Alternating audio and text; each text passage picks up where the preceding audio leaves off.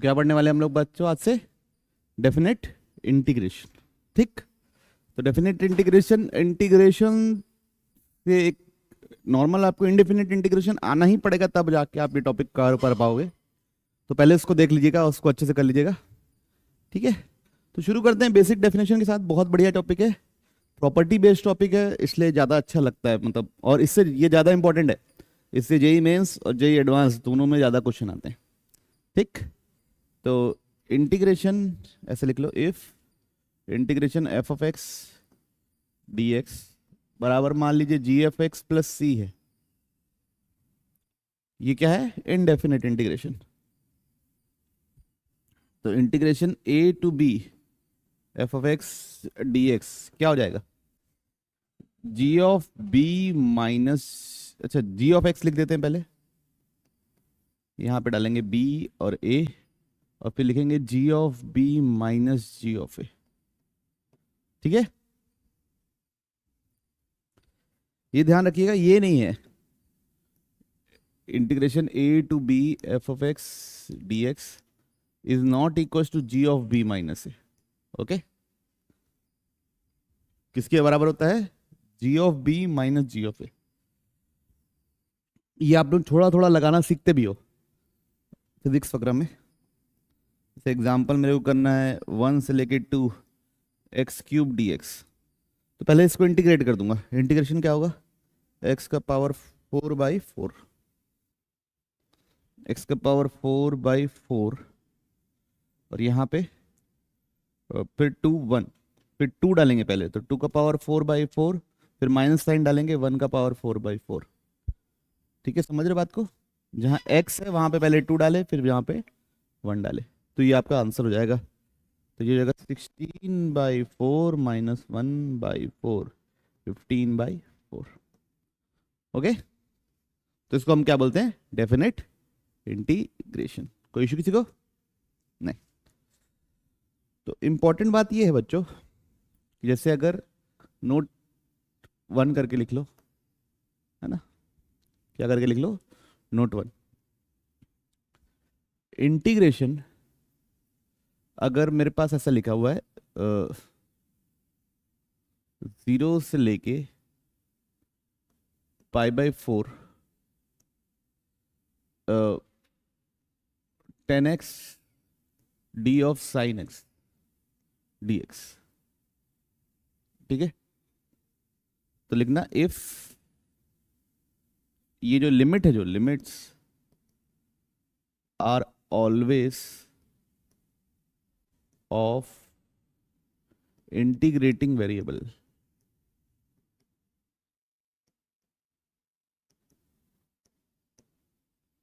ठीक है, मतलब जैसे पिछले बार x की वैल्यू 1 से 2 तक जा रही थी, पिछले बार किसकी वैल्यू जा रही थी?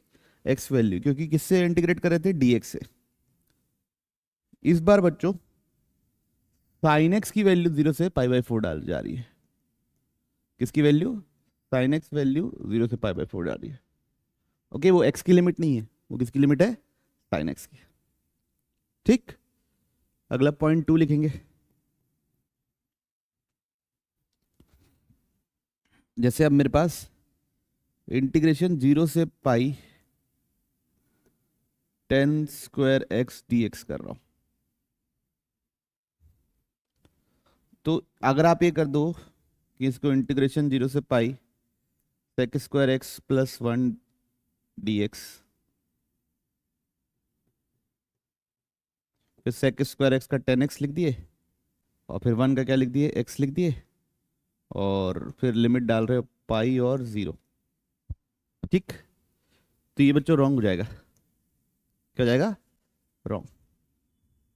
ओके, याद रखिएगा, जिस भी रेंज पे आप इंटीग्रेशन कर रहे हो वहां पे मेरा इंटीग्रेशन कंटिन्यूस होना चाहिए। ठीक है, तो इंटीग्रेशन क्या बोलते हैं? Integration should be, integrating function लिख लेते हैं, integrating function, integrating function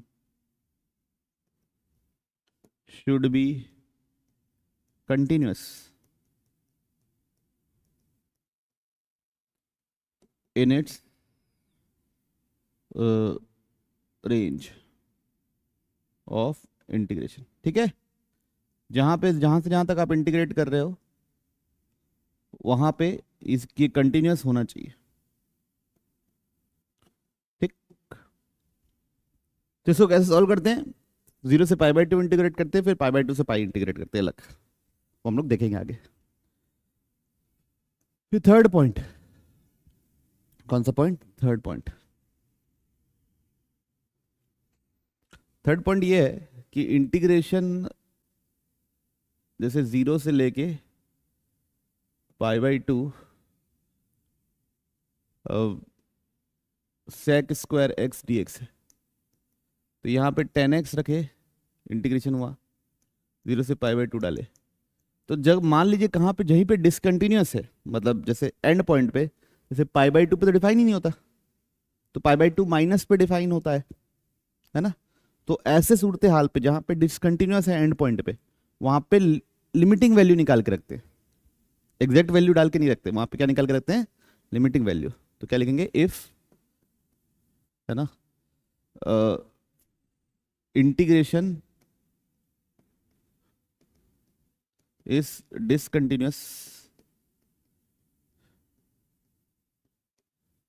at end point, then calculate limiting value।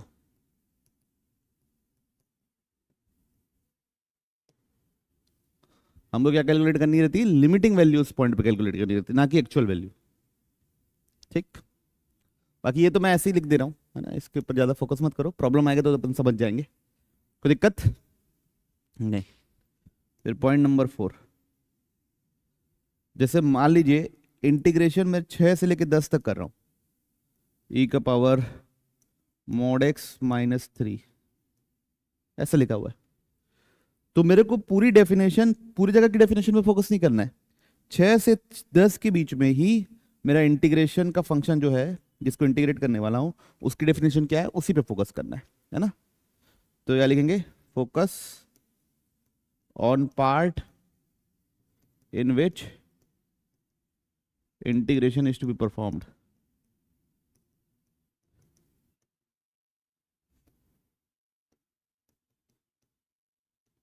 ठीक है, बाकी हमको कुछ फोकस करने की जरूरत नहीं है कि ये 3 से पहले बदल रहा है डेफिनेशन, 3 के बाद बदल रहा है, हमको उससे कोई लेना देना नहीं। Okay, point number 5,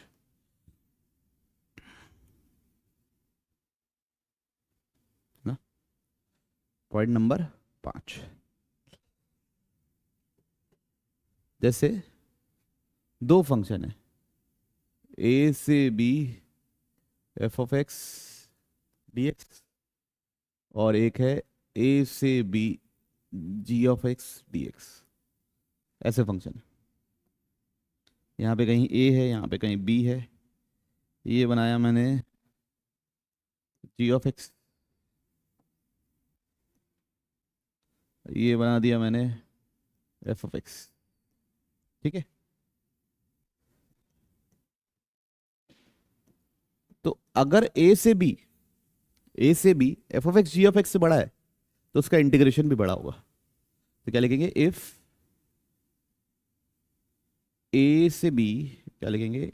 x a से b f of x greater than g of x, then ये, है ना, देन a से b f of x greater than a से b g ऑफ x।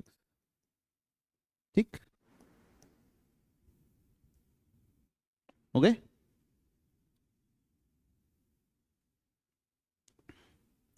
कोई दिक्कत तो नहीं अभी तक? सारी बातें तो एक बार देख लें, शुरू से लेकर क्या क्या बात देखें। सबसे पहले डेफिनेट इंटीग्रेशन सॉल्व कैसे करते हैं? नॉर्मल इंटीग्रेट कर देते हैं, फिर लिमिट डाल देते हैं। लिमिट ऐसे मत डाल देना, ओके। उसके बाद पहला बात क्या ध्यान रखना है कि लिमिट्स हमेशा किसकी होती है? इंटीग्रेटिंग वेरिएबल, जिस पर भी इंटीग्रेट कर रहे हो उसकी। उसके बाद क्या ध्यान देना है कि अपने डोमेन में क्या होना है? कंटिन्यूअस। ठीक, उसके बाद क्या ध्यान देना है, अगर नहीं पता वैल्यू एंड पॉइंट्स पे, तो वहाँ पे क्या निकालते हैं, लिमिटिंग वैल्यू निकालते हैं, कैलकुलेट करते हैं, अगर एंड पॉइंट पे डिसकंटिन्यूस है ऐसा। उसके बाद अगला क्या पॉइंट है, फोकस किस पे करना है, जहाँ पे इंटीग्रेशन परफॉर्म कर रहे हो। फिर अगर ए से बी में एफ ऑफ एक्स बड़ा है जी ऑफ एक्स से, तो उसका इंटीग्रेशन भी बड़ा होगा। बच्चों अगला पॉइंट ये है, छठा पॉइंट, कि जब हम बाई पार्ट्स यूज करते हैं,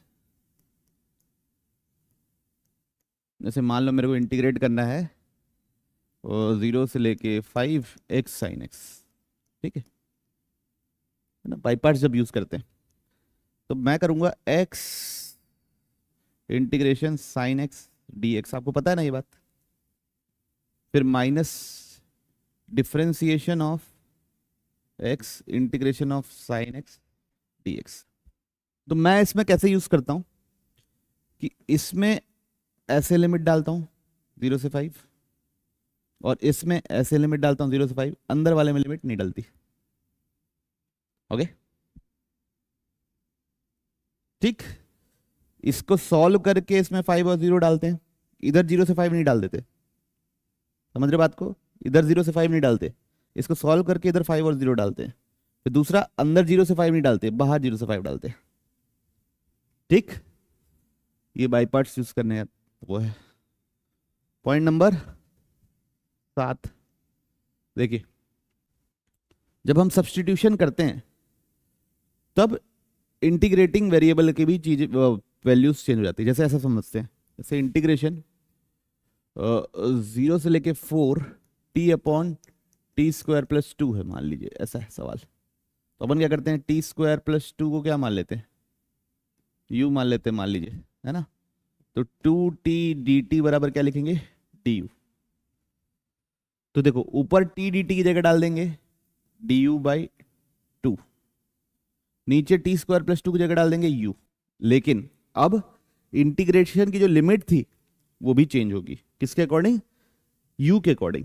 तो देखिए जैसे जब पहले t 0 था, ये t था ना, तो t का लिमिट था, जब पहले t 0 था तो u कितना था, u कितना था 2, u कितना था 2। फिर जब t 4 हुआ तब u कितना हो जाएगा 18। तो इंटीग्रेशन ऐसा हो जाएगा, ठीक है। तो याद रखिए जब भी सब्स्टिट्यूशन यूज करते हैं, whenever substitution is used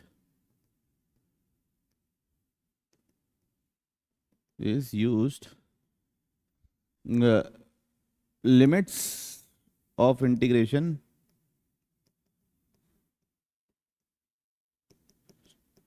is changed,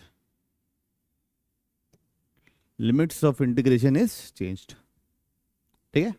जब भी आप सब्स्टिट्यूशन यूज करोगे तो इंटीग्रेशन के लिमिट आपको बदलनी पड़ेगी। तो अगला लिखेंगे geometrical meaning.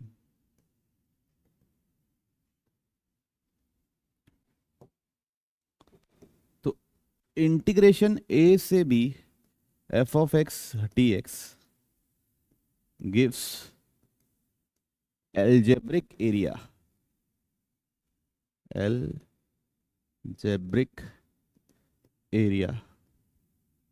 under the curve f of x, है ना, क्या देता है, एल्जेब्रिक एरिया। जैसे ये f of x है मेरा, अब मैं a और ये b लिखा हूं, ठीक। तो ये जो इंटीग्रेट करोगे तो आपको ये एरिया मिलेगा,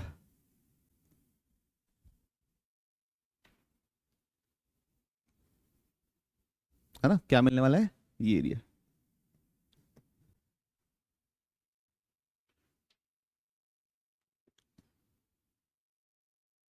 क्यों मिलता है, देखो एफ ऑफ एक्स तो ये वाई हो गया मान लो, और डी एक्स मतलब छोटा सा ये यहाँ पे वेरिएबल। तो छोटे छोटे छोटे छोटे छोटे छोटे रेक्टेंगल बना के क्या कर रहे हो आप, ऐड कर रहे हो। ये हम लोग पढ़ेंगे अभी इंटीग्रेशन का एक और, फर्स्ट प्रिंसिपल ऑफ इंटीग्रेशन नहीं पढ़े, जैसे फर्स्ट प्रिंसिपल ऑफ डिफरेंशिएशन पढ़ते हैं ना, वैसे फर्स्ट प्रिंसिपल ऑफ इंटीग्रेशन पढ़ते हैं, वो आखिरी में पढ़ेंगे चैप्टर के एंड में। तो वहां पे देखेंगे कि छोटे छोटे छोटे छोटे ब्लॉक बना के उसको क्या करते हैं, ऐड करते हैं। तो ये क्या दे दिया भाई, एल्जेब्रिक एरिया। अब एल्जेब्रिक एरिया का मतलब क्या होता है, देखिए, if b greater than a से B F of x D x. ठीक, यहाँ पे मैं कर्व बना रहा हूँ ना, ये एक्स एक्सिस है और कर्व मेरा ये बना हुआ है एफ ऑफ एक्स। ओके, तो ये हमेशा पॉजिटिव रहेगा, ये इंटीग्रेशन क्या रहेगा, हमेशा पॉजिटिव। सेकंड, इफ बी से A F of x D x, B greater than A है, यहाँ पे ए लिख देता हूँ, यहाँ बी लिख देता हूँ, है ना। बी ग्रेटर देन ए है, इस बार इंटीग्रेट कहाँ से कहाँ तक कर रहे हो, बी से ए तक कर रहे हो। पिछली बार ए से बी कर रहे थे, नीचे से ऊपर जा रहे थे, टुवर्ड्स राइट इंटीग्रेट कर रहे थे। कहाँ इंटीग्रेट कर रहे थे, टुवर्ड्स राइट, है ना। और इस बार भी फंक्शन मेरा ऊपर ही है ना, एक्स एक्सिस के। इस बार क्या इंटीग्रेट कर रहे हैं अपन, टुवर्ड्स लेफ्ट, बी से इंटीग्रेट कर रहे हैं। तो इस बार आंसर नेगेटिव आएगा, इस बार आंसर क्या आएगा, नेगेटिव। जो भी पिछला आंसर, जैसे अगर पीछे 5 आया था तो इस बार -5 आएगा, अगर फंक्शन सेम है तो। ठीक, तीसरा, इफ बी ग्रेटर देन ए, ये एक्स एक्सिस है और ये फंक्शन इस बार नीचे है, फंक्शन इस बार क्या है, एक्स एक्सिस से नीचे है, मतलब नेगेटिव है। ठीक, ये ए है, ये बी है, और आप इंटीग्रेट कर रहे हो ए से B F of x D x, negative है और टुवर्ड्स राइट इंटीग्रेट कर रहे हो, तो एरिया नेगेटिव ही आने वाला है। क्या आने वाला है, एरिया नेगेटिव, इंटीग्रेशन नेगेटिव आने वाला है। ठीक, ये 4, if B is greater than A, और इंटीग्रेशन बी से ए कर रहे हो F of x D X, मतलब फंक्शन नेगेटिव है और टुवर्ड्स लेफ्ट इंटीग्रेट कर रहे हो इस बार, तो इस बार आंसर क्या आएगा, पॉजिटिव। इस बार आंसर क्या आएगा, पॉजिटिव।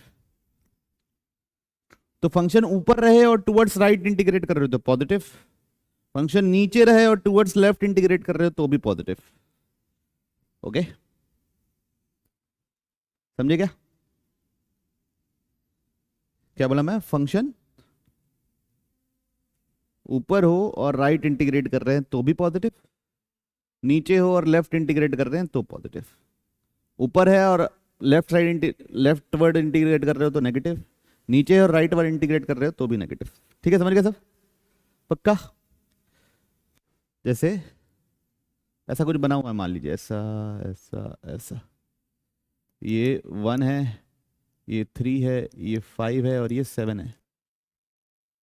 तो ये जो 1 से 3 आपको जो एरिया मिलेगा, मतलब मान लो इंटीग्रेशन 1 से 3 एफ एक्स डी एक्स, फिर 3 से 5 F of x D x, फिर 5 से 7 F of x D x. तो जो 1 से 3 जो मिलेगा वो मिलेगा नेगेटिव, है ना। 1 से 3 मिलेगा जो, वो मिलेगा क्या, नेगेटिव। 3 से 5 जो मिलेगा वो क्या मिलेगा, पॉजिटिव। और 5 से 7 मिलेगा जो, वो मिलेगा क्या, नेगेटिव। अब मान लो मेरे को पूरा टोटल एरिया कितना है ये पता करना है, तो क्या मैं सीधा ऐड कर दूंगा तो मेरे को आंसर मिल जाएगा, नहीं। क्यों, कैंसिल हो जाएगा ना ऐसे में, तो जीरो एरिया थोड़ी ना बोलेंगे। तो जो नेगेटिव है उसमें नेगेटिव मल्टीप्लाई करना पड़ेगा, जो पॉजिटिव है उसको एज इट इज रहना पड़ेगा, नेगेटिव को नेगेटिव मल्टीप्लाई करना पड़ेगा, अगर एरिया निकालना पड़ता तो, है ना। एरिया निकालना पड़ता तो जो नीचे आ रहा है उस पर माइनस साइन मल्टीप्लाई करना पड़ेगा ना, तभी तो उसका वैल्यू पता चलेगा कितना एरिया है। पॉजिटिव है उसमें कुछ नहीं करना पड़ेगा, जो नेगेटिव है उसमें नेगेटिव साइन मल्टीप्लाई करोगे तभी तो पॉजिटिव वैल्यू मिलेगी और पता चलेगा एरिया कितना है। समझ में आ रही बात, पक्का। नेक्स्ट पॉइंट देख लीजिए, इफ इंटीग्रेशन ए से B F of x D x बराबर 0 है, integration A to B F of x dx बराबर क्या है 0, then there must be at least one root of f of x, then there must be at least one root of f of x. तब कम से कम एक root तो होगा ही होगा, किसका? एफ ऑफ एक्स का। कहने का तात्पर्य ये है, जैसे अब इंटीग्रेशन 0 हो रहा है तो कुछ ऐसा सा ग्राफ बन रहा होगा ना यार, मतलब जितना नीचे एरिया मिल रहा होगा उतना ही पॉजिटिव एरिया ऊपर मिल रहा होगा, तभी तो सम 0 हो रहा होगा। या तो पूरा ही जमीन पे लेटा हो, पूरा ही फंक्शन 0 हो, या तो क्या हो, पूरा ही फंक्शन 0 हो तो भी एरिया 0 होगा। उसके अलावा क्या तरीका हो सकता है, आप खुद ही सोचिए। एक थोड़ा देर ऊपर होगा, थोड़ा देर नीचे होगा, तभी तो एरिया 0, मतलब तभी तो इंटीग्रेशन 0 होगा, एरिया नहीं है ना। एरिया कैसे निकालते हैं वो हम लोग अगला चैप्टर पढ़ेंगे भी, एरिया अंडर कर्व्स। लेकिन ध्यान रखना, जहां पर नेगेटिव आता है वहां पे माइनस मल्टीप्लाई करते हैं, जहां पॉजिटिव रहता है उसको एज इट इज लिखते हैं, तब जाके एरिया निकलता है। एरिया ऐसे नहीं निकलता। ये integration A to B F of x D X algebraic area दे देगा, कोई मतलब नहीं है उसका। एक दूसरे को काट देंगे उन लोग, क्या पता 0 निकल जाए, माइनस निकल जाए। ठीक, ये बात समझ में आ रही? एटलीस्ट वन रूट होगा, ये समझ में आया? अगला देखिए, अगर ऐसा लिखा है if function is non negative, if f of x is non negative और इंटीग्रेशन ए से B F of x D x बराबर 0 दे दिया है। अब नॉन नेगेटिव बोला है और 0 दे दिया है, इसका मतलब एफ ऑफ एक्स ही 0 है, और कोई तरीका ही नहीं हो सकता। इसके अलावा कोई तरीका ही नहीं हो सकता। नॉन नेगेटिव बोला है मतलब नीचे जा नहीं सकता, और इंटीग्रेशन आपको 0 बोल रहा है मतलब पूरा जमीन पे ही होगा ए से बी तक, तभी तो 0 आ रहा होगा। ठीक, कोई इशू? और ये पॉइंट बच्चों, इंटीग्रेशन ए से A F of x D x, ये 0 होता है। ए से ए इंटीग्रेट कर रहे हो तो एरिया क्या होगा? 0 होगा। बी से बी इंटीग्रेट करोगे तो एरिया क्या होगा? 0 होगा। अपर लिमिट और लोअर लिमिट अगर सेम रहेगा तो एरिया 0 होगा, इंटीग्रेशन 0 होगा। कोई इशू नहीं? पक्का? तो एक बार शुरू से देख लो, ये सब सारी बेसिक बातें थी, क्या क्या देखे, कैसे कैसे देखे। अब शुरू कर रहे हैं बच्चों, चैप्टर शुरू होता है अब, है ना। अभी तक तो बस ऐसी बातें थी, यहां से चैप्टर शुरू होता है। Elementary properties of definite integration.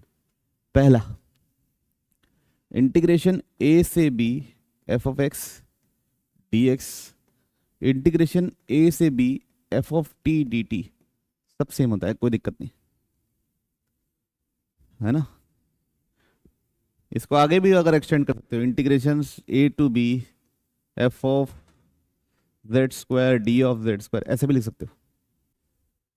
Okay, तो याद रखना, ये जो अंदर का वेरिएबल रहता है वो आप चेंज कर सकते हो, कोई इशू नहीं है।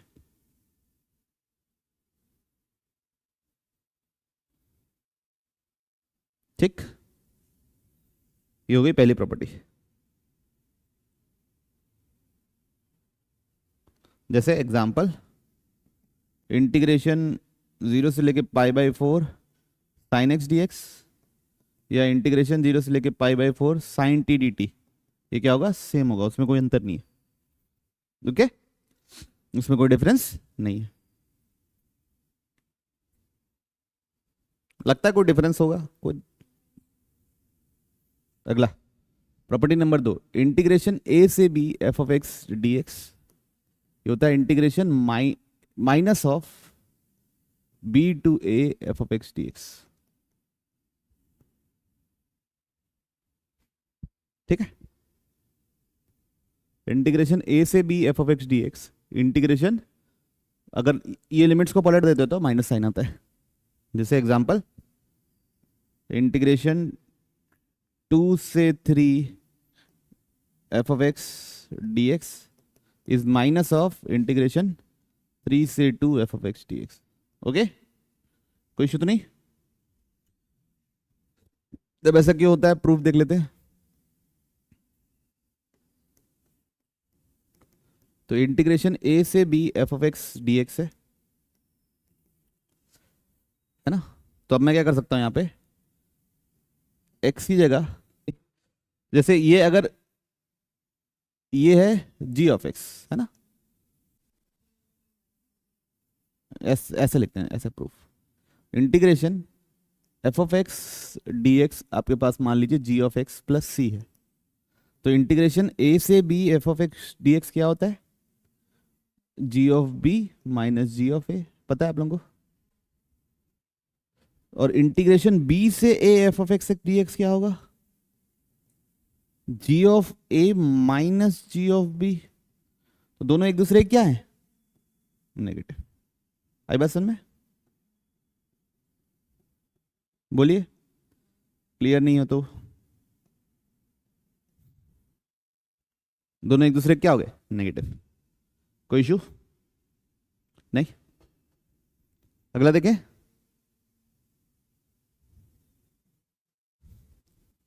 Property number 3। अब जैसे मेरे को इंटीग्रेट करना है, इंटीग्रेशन ए से B F of x D X, इसको मैं लिख सकता हूं इंटीग्रेशन ए से C F of D X plus C से B F of x D x.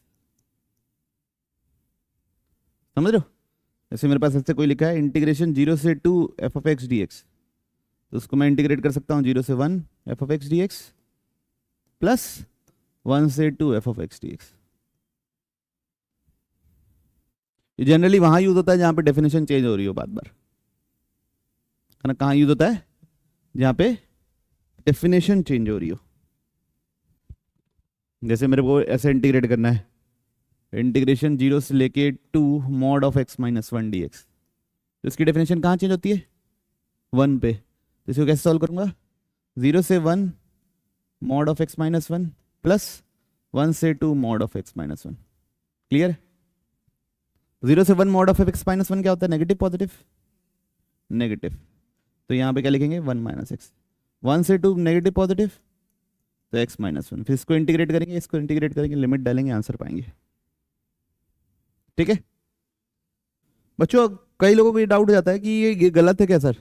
जैसे इंटीग्रेशन 0 से लेके 2 F of x D x है, तो कोई ऐसा लिख दिया इंटीग्रेशन 0 से 3 F of x D X plus 3 से लेके 2 F of x D x, तो गलत है क्या, नहीं है, है ना, बिल्कुल सही है, कोई दिक्कत नहीं है। ये कहीं नहीं लिखा है कि ये सी ए और बी के बीच में होना चाहिए, है ना, सी कहीं पे भी हो सकता है। ठीक, तो जैसे ये फंक्शन है मेरा 0 है, ये 3 है, और यहाँ पे 2 है मान लीजिए, और ये फंक्शन है, ऐसा फंक्शन है मेरे पास। ठीक, तो 0 से लेके 3 इंटीग्रेट कर रहा हूँ सबसे पहले, मतलब कहाँ से कहाँ तक इंटीग्रेट कर रहा हूँ, ये है ना। ये मेरे को क्या मिलेगा, पॉजिटिव मिलेगा, 0 से 3 इंटीग्रेट किया, फिर 3 से 2 इंटीग्रेट कर रहा हूं, तो क्या मिलेगा, नेगेटिव मिलेगा। अब जब दोनों को ऐड करूंगा तो ये एरिया क्या हो जाएगा, इससे माइनस हो जाएगा, और मेरे को क्या मिलेगा, 0 से 2 मिलेगा। ओके, तो याद रखना ये सी बीच का हो ऐसा जरूरी नहीं है, सी कहीं का भी हो सकता है ना। ये सी ए और बी के बीच में हो ऐसा जरूरी नहीं है, जनरली हम यूज इसमें करते हैं, ये यूज केस ही ये रहता है जहां डेफिनेशन बदलती है। लेकिन अगर कोई ऐसे ट्रू फॉल्स में आ गया तो आपको कोई ऐसा इशू नहीं है ना, सी बाहर भी हो सकता है। याद रखना 0 से 2 कर रहे हैं तो 0 से शुरू होना चाहिए और 2 पे खत्म होना चाहिए, चाहे आप कैसे भी घूम के जाओ।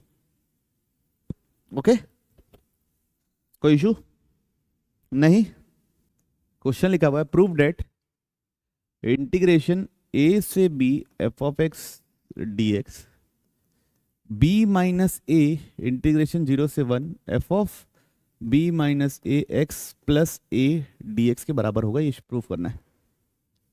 ठीक, तो देखिए कैसे होगा, एलएचएस उठा रहे हैं। ठीक, क्या उठा रहे हैं, एलएचएस। तो इंटीग्रेशन ए से B F of x D x लिख दिए। ठीक, देखो यहां पे एक्स है, यहां पे अंदर क्या है, बी माइनस ए इंटू एक्स प्लस ए, तो मैं एक्स की जगह पुट करूंगा बी माइनस ए इंटू टी प्लस ए। क्या पुट करूंगा एक्स की जगह, बी माइनस ए इंटू टी प्लस ए। तो डी एक्स क्या हो जाएगा बच्चे लोग, बी माइनस ए इंटू डी टी। ओके, तो अब ये किस में चेंज होगा, इंटीग्रेशन एफ ऑफ ब्रैकेट अंदर B minus A into T plus a, किस में चेंज हुआ, f of B minus A into T plus a. D x किस में चेंज हुआ, बी माइनस ए इंटू डी टी। ओके, तो ये बी माइनस ए कॉन्स्टेंट है, वो कहाँ निकल जाएगा, बाहर। बी माइनस ए बाहर निकल गया, अंदर बचा f of B minus A into T plus a d t. अब जब ये x की जगह a डालेंगे, हम x की जगह लोअर लिमिट डालेंगे, b माइनस ए इंटू टी प्लस ए, तो ये दोनों क्या हो गया, कैंसिल। तो t क्या निकल रहा है, देखो बच्चों, 0। t क्या निकल रहा है, 0। तो मतलब लोअर लिमिट क्या है, 0। लोअर लिमिट क्या है, 0। जब x की जगह मैं b डालूंगा अपर लिमिट, तो b is equal to B minus A into T plus A, उधर जाकर जाएगा b माइनस ए इंटू टी, तो t कितना निकलेगा, 1। तो ये इंटीग्रेशन 0 से क्या हो गया, 1 हो गया। अब बच्चों 0 से 1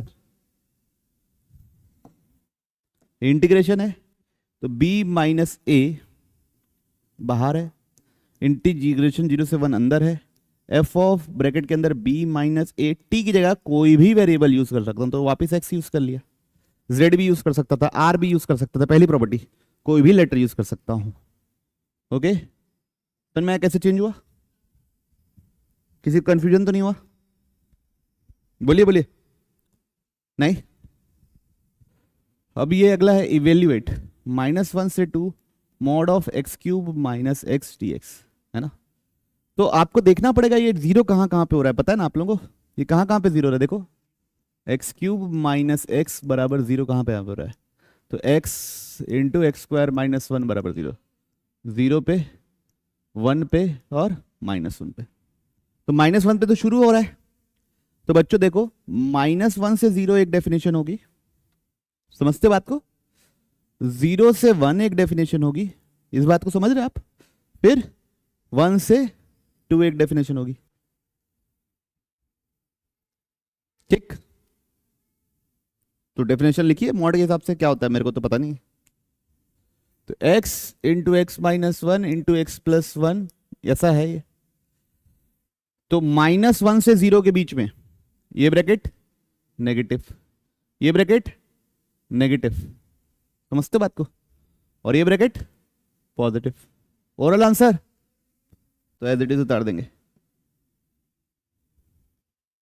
फिर नेगेटिव और फिर पॉजिटिव, क्योंकि सब ऑड रिपीटेड रूट है, तो प्लस माइनस होगा और कुछ थोड़ी। तो इसका इंटीग्रेशन क्या होगा, x का power 4/4 minus x square by 2, 1 -1 minus, इधर माइनस डाल देते हैं, बाहरी माइनस डाल देता हूँ, x का power 4/4 minus x square by 2, 1 और 0, इधर x का power 4/4 minus x square by 2, 2 और 1। अरे बात समझ में, अरे यही लिखियो। तो 0 डालेंगे तो 0, फिर माइनस साइन आएगा, अब -1 डाल रहा हूं, तो ये बनेगा 1 का पावर 4 माइनस 1/2, क्लैरिटी। फिर 1 डालूंगा, 1/4 माइनस 1/2, 0 डालूंगा तो 0, कोई डालने की जरूरत नहीं है। यहां 2 का पावर 4/4/2 स्क्वायर बाई 2 माइनस 1 का power 4/4 minus 1 square by 2। Okay, तो ये दोनों क्या हुआ बच्चों, सेम ही चीज है ना, दोनों तो सेम ही चीज लग रही मेरे को। तो ये हो जाएगा, ये 1/4 होगा, -1/4 है ना, तो ये भी 1/4, ये भी 1/4, ये कितना बनेगा 16/4 -4/2 -1/4 +1/2। ठीक है, तो +1/4 -1/4 कैंसिल, ये -4/2 +1/2 -3/2 17/4, तो -17/4 और इसको 3/2 को लिख देता हूँ -6/4, तो कितना होगा 11/4। कोई इशू किसी को? बस यार डेफिनेशन में ब्रेक किए और लिमिट्स रखे और कुछ नहीं किए। चेंज करे मतलब समझ में आया? पक्का? Find the value of this. ठीक, इंटीग्रेशन -1 से लेके 3/2 sin x pi x dx। Okay, अब इधर देखिए, ये कहां कहां जीरो होता है पहले ये पता करना पड़ेगा, है ना? कहां से कहां तक? -1 से 3/2 तक ही पता करना है। ओके, क्या -1 पे जीरो होता है? ये होता है, -1 पे जीरो होता है, 0 पे जीरो होता है, होता है, 0 पे भी जीरो होता है। बात समझ रहे हो? फिर इसके बाद 1/2 पे तो नहीं, 1 पे होता है, यस, अंदर क्या बन जाएगा sin पाई, फिर और तो कोई नहीं, है ना? ये x 0 पे 0 होता है, ये sin पाई कहां कहां 0 होता है, sin पाई x कहां कहां 0 होता है, -1 पे, 0 पे, 1 पे, और x कहां पे 0 होता है, 0 पे 0 होता है। क्लैरिटी है? देखिए, -1 से 0, फिर 0 से 1, फिर 1 से लेके 3/2, -1 से 0, ये आदमी नेगेटिव, x नेगेटिव, और ये भी 0 डालोगे तो 0 जाएगा, -1 डालूंगा तो -पाई, -पाई से 0, ये -पाई होता है और ये 0 होता है, -पाई से 0। थर्ड और फोर्थ क्वाड्रेंट की बात चल रही है, तो साइन भी क्या होता है? नेगेटिव, नेगेटिव नेगेटिव क्या हो जाएगा? पॉजिटिव, तो x sin पाई x। तो वो क्लियर आना तो बोलो, dx। फिर 0 से 1, 0 से 1 पे x पॉजिटिव, और साइन भी 0 से 1 मतलब फर्स्ट और सेकंड क्वाड्रेंट, ये भी पॉजिटिव, तो x sin पाई x। फिर 1 से लेके 3/2 x पॉजिटिव, और यहां पे क्या होगा? पाई से लेके 3π/2 मतलब थर्ड क्वाड्रेंट, पाई से लेके, जब sin पाई x में 1 डालोगे तो पाई मिलेगा, 3/2 डालोगे तो 3π/2 मिलेगा, तो 1 से लेके 3π/2 जा रहे हो, थर्ड क्वाड्रेंट नेगेटिव। अब इंटीग्रेट करना है, अब क्या करना है? इंटीग्रेट। तो बच्चों मैं क्या करता हूं कि इसको इंटीग्रेट कर देता हूं, क्योंकि वो बार बार यूज होगा, लिमिटिंग वैल्यू बार बार बदल दूंगा। ठीक है, ओके, तो किसको इंटीग्रेट कर दे रहा हूं? x sin पाई x। कैसे करते हैं इसको इंटीग्रेट? बाय पार्ट्स लगाना पड़ता है, तो यहां पे डिफरेंशिएशन वाला है इसको, और इसको इंटीग्रेशन वाला, समझ रहे बात को? तो क्या होगा? x integration sin pi x dx minus differentiation of x integration sin pi x dx। अब x, इसका integration minus cos pi x by pi, फिर माइनस इसका integration differentiation 1 minus cos pi x by pi dx। ये minus minus plus हो गया, अभी खत्म नहीं हुआ है, तो minus x cos pi x by pi, अब ये कितना हो जाएगा? Plus sine pi x by pi square. ये आ जाएगा क्या? कंप्लीट इंटीग्रेशन किसका? इसका। ठीक, अब 3 बार बच्चों, तीनों प्लस प्लस और माइनस, तो पहले में minus x cos pi x by pi plus sine pi x by pi square 0 - 1 plus minus x cos pi x by pi plus sine pi x by pi square 1 0। अच्छा, ये अगर definition change नहीं हो रहा है तो -1 से +1 भी लिख सकते थे डायरेक्ट, कोई इशू नहीं, लेकिन मैं तो आपको थोड़ा सा माहौल बनवा रहा हूँ इसलिए मैं पूरा लिख रहा हूँ। इसको -1 से +1 डायरेक्ट इंटीग्रेशन भी लिखते तो भी चल जाता, आंसर अलग नहीं आता। ठीक, क्योंकि डेफिनेशन ही चेंज नहीं हुई है।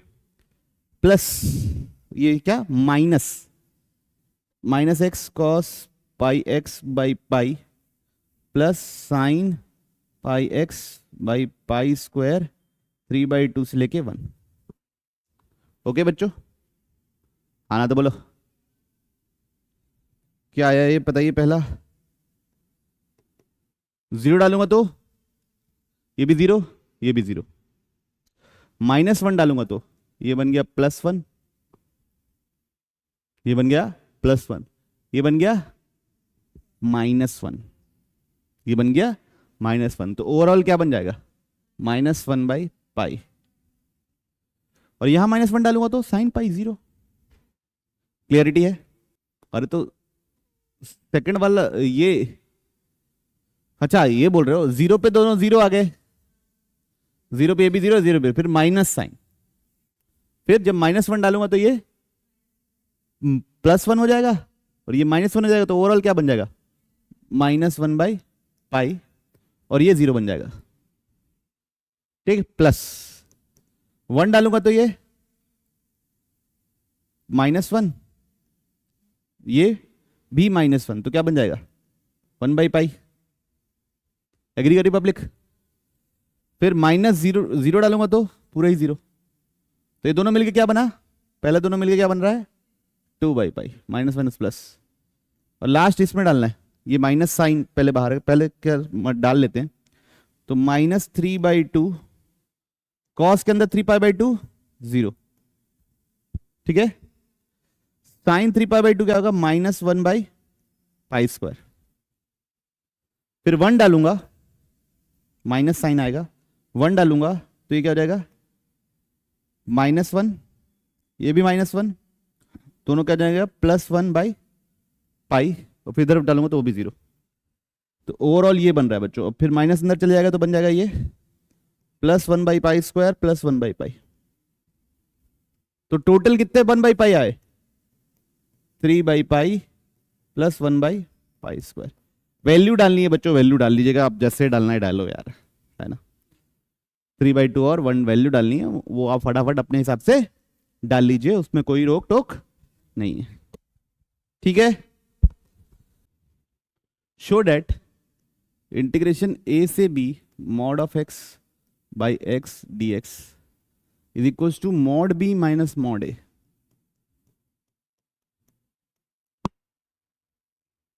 केस 1 ले लेते हैं।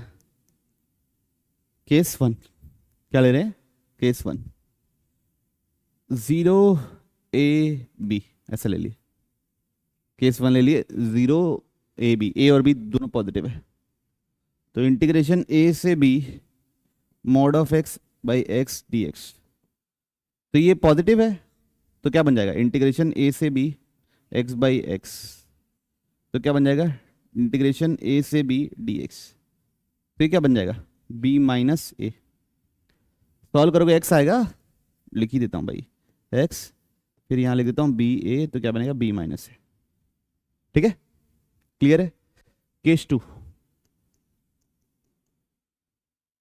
a नेगेटिव है b पॉजिटिव है, a नेगेटिव है b पॉजिटिव है। ठीक, तो क्या हो जाएगा इंटीग्रेशन a से 0 mod x by x अलग रहेगा, इंटीग्रेशन 0 से b mod x by x अलग रहेगा। ये बात समझ रही पब्लिक। तो ये क्या हो जाएगा, नेगेटिव है तो मतलब 0 से a minus x by x, 0 से b x by x positive side, ये दोनों कट गया, ये दोनों कट गया। तो -x 0 और a प्लस x b और 0, तो ये इंटीग्रेशन क्या होगा b 0 और ये क्या हो जाएगा a। तो यहां पे क्या है इंटीग्रेशन b प्लस a। तो क्या मैं इसको ऐसे लिख सकता हूं बच्चों b mod of b minus mod of a, लिख सकता हूं। mod ऑफ b को कैसे रिप्लेस करूंगा b से, mod ऑफ a को कैसे रिप्लेस करूंगा माइनस a से, mod ऑफ a को कैसे रिप्लेस करूंगा माइनस a से। केस नंबर 3, केस नंबर 3 में क्या होगा बच्चों, दोनों ही नेगेटिव हो जाएंगे, ए बी 0, तो इंटीग्रेशन ए से b mod of x by x D x, तो ये क्या हो जाएगा बच्चा लोग, इंटीग्रेशन ए से b minus x D x, minus x नहीं माइनस 1 डी एक्स, तो ये कितना हो जाएगा माइनस एक्स बी और ए, तो जब बी डालूंगा तो माइनस बी फिर माइनस ए, तो क्या बन जाएगा ये माइनस बी प्लस ए, तो इसको ऐसे लिख सकता हूँ क्या, mod of B minus mod of A, क्यों नेगेटिव है तो ये किससे रिप्लेस होगा, इससे, नेगेटिव है तो ये किससे रिप्लेस होगा, माइनस, माइनस ऑफ माइनस क्या हो जाएगा प्लस, तो कैसे भी ले लो इंटीग्रेशन हमेशा क्या आ रहा है, mod of B minus mod of A, चाहे दोनों पॉजिटिव लो, चाहे एक पॉजिटिव एक नेगेटिव लो, या दोनों नेगेटिव लो, कोई इश्यू किसी को।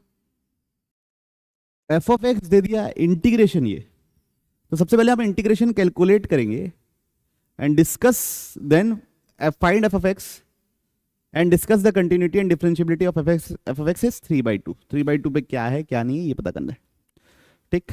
तो एफ ऑफ एक्स इंटीग्रेशन 0 से लेके x mod of 2t minus 3 dt, ठीक, ओके। केस 1, केस 1, इसके अंतर का डेफिनेशन कहां चेंज होता,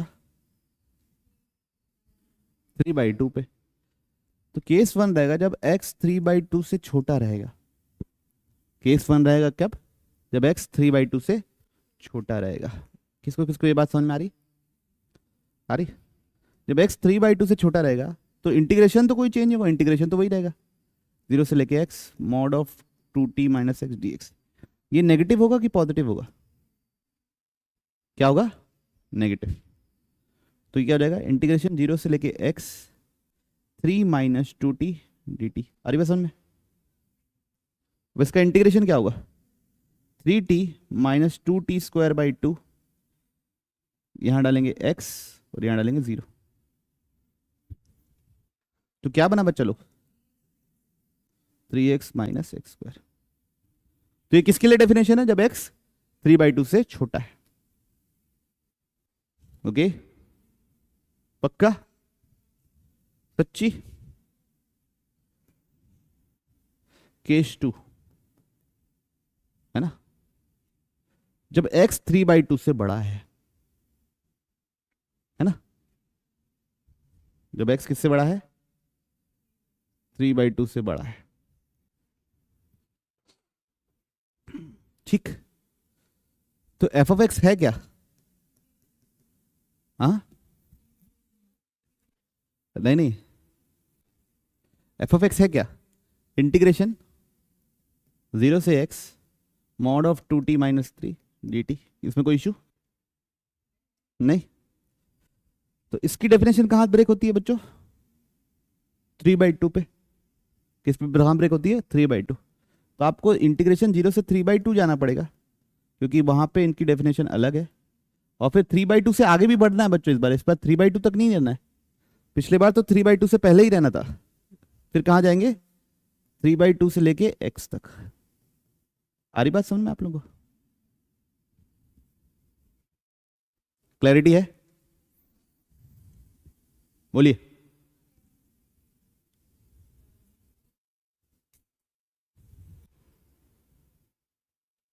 क्योंकि एफ ऑफ एक्स हमेशा 0 से x तक का इंटीग्रेशन है, ठीक है, 3/2 से लेके x तक का इंटीग्रेशन होता तो फिर डायरेक्ट जो आप लोग चीख रहे थे वो लिख देता मैं, ओके,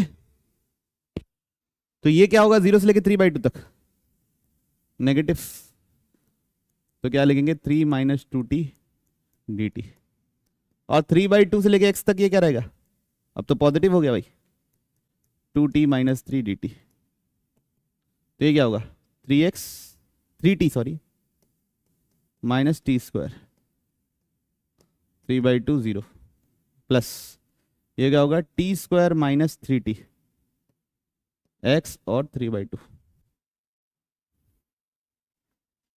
ओके,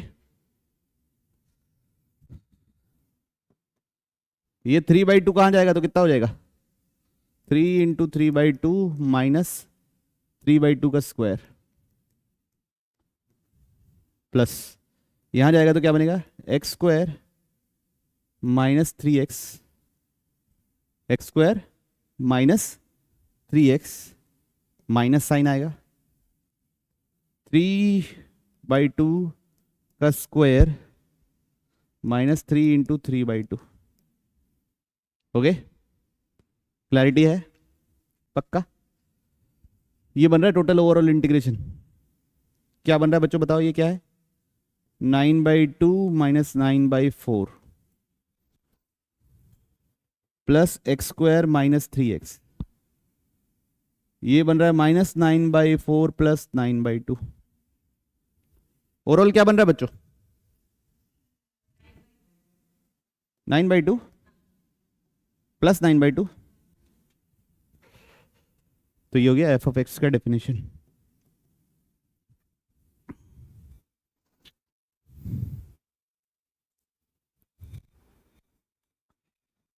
क्लियर? और कुछ घपला है कहीं? नहीं। अब क्या करते हैं हम लोग, पन्ना पलटते हैं, f ऑफ x की डेफिनेशन लिखते हैं। किसकी डेफिनेशन लिखते हैं? f of x।